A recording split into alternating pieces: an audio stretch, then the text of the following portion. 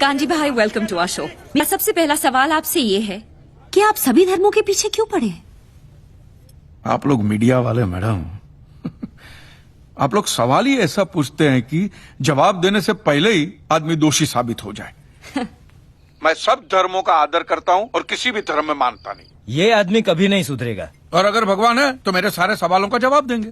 उतना ही नहीं, वो मेरी लड़ाई में शामिल भी होंगे। वो कैसे?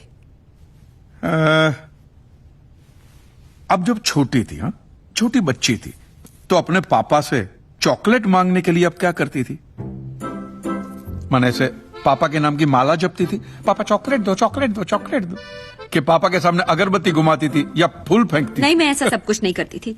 जो मुझे जो चाहिए होता था मैं उनसे डायरेक्टली मांग लेती थी। मतलब एग्जैक्टली मैडम, एग्जैक्टली। मैं भी तो वही कर रहा हूँ। हुआ यह है कि दुनिया वालों ने मुझे बचपन से ऐसा समझाया कि भगवान तो हमारे बाप के समान है, होगा। लेकिन मैं यकीन कैसे करूं जब तक वो मेरा बाप मेरे सामने नहीं आता? तू तो नास्तिक है, भगवान कैसे तेरे सामने आएगा?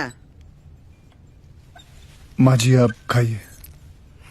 कांची भाई, वैसे तो मैं भी मानता हूँ कि भगवान हमारे पिता समान है। हाँ। तो क्या वो मेरे सामने आएंगे? आप ये मंदिर मूर्ति वगैरह में मानते हैं? हाँ, मानता हूँ।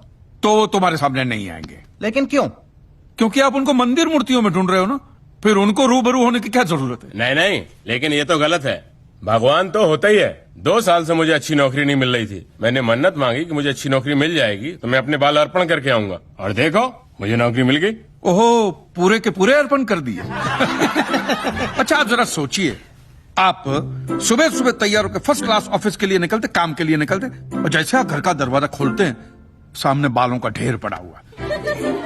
काले बाल, सफेद बाल, कुछ डैंड्रफ वाले बाल, कुछ ऐसे जूं वाले बाल, हर किस्म के बालों का बूफे लगा हुआ है। तो मुझे बताइए, आपको कैसा लगेगा? मुझे बिल्कुल ही अच्छा नहीं लगेगा, है ना? तो सोचो भगवान को कितना बुरा लगता होगा। है? भगवान ने दरवाजा खोला कि बाल बाल बाल बाल। ये कांजी भाई लॉजिक तो सही इस्तेमाल करते हैं। आपको पता है इन बालों का क्या होता है? धंधा होता है, बिजनेस होता है। ये बाल अमेरिका, लंदन, ऐसे विदेशों में बेचे जाते हैं। इन शॉर्ट, आपकी श्रद्धा का वहां धंधा होता है। इवन सरिया पेसरा बंदे में दम है यार। लेकिन उन पैसों से स्कूल, अनाथ आश्रम, अस्पताल, चैरिटेबल ट्रस्ट चलते हैं, उससे भी आपको दिक्कत है? ये तो ऐसी बात होगी, जो गुटखा बेचता है वही कैंसर की हॉस्पिटल खोलता है। और मैडम ये सब चलाना ही पड़ेगा, क्योंकि ये सारा पैसा ब्लैक का आता है। इसका अगर आपने व्हाइट में कोई ट्रांजैक्शन नहीं दिखा तो इनकम टैक्स वाले आपका गला दबा के जेल में डाल देवे। मुझे प्रॉब्लम है इनके पैसे निकालने के तरीकों से। जिस तरह वो माफिया वाले गन दिखा के डराते, ये लोग भगवान दिखा के डराते। That's a good one. आपके बच्चे की कुंडली बहुत खराब है, वो मांगलिक है, उसको काल सर्प योग है, शनि का साया है, मंगल की माया है। क्या है ये? वो बेचारा अभी अभी तो पैदा हुआ, उसको सांस तो लेने दो। फिर इस सब के इलाज के लिए वो लोग पूजा पाठ की बंदूकें निकालते हैं, और जीते जी तो छोड़िए, ये आपको अगले जन्म के लिए भी डराते हैं।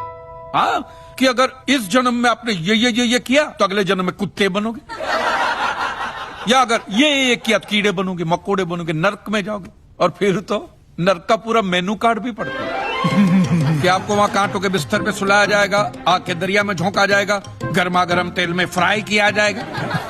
मैं आदमी हूं कि पकोड़ा हूं?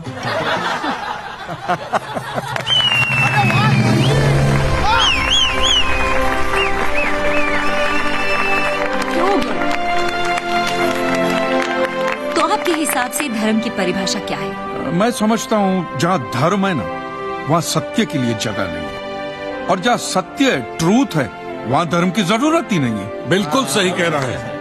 धर्म या मजहब एक इंसान की जिंदगी में क्या काम करता है? मेरे हिसाब से तो एक ही काम करता है मैडम, या तो वो इंसान को बेबस बनाता है या फिर आतंकवादी।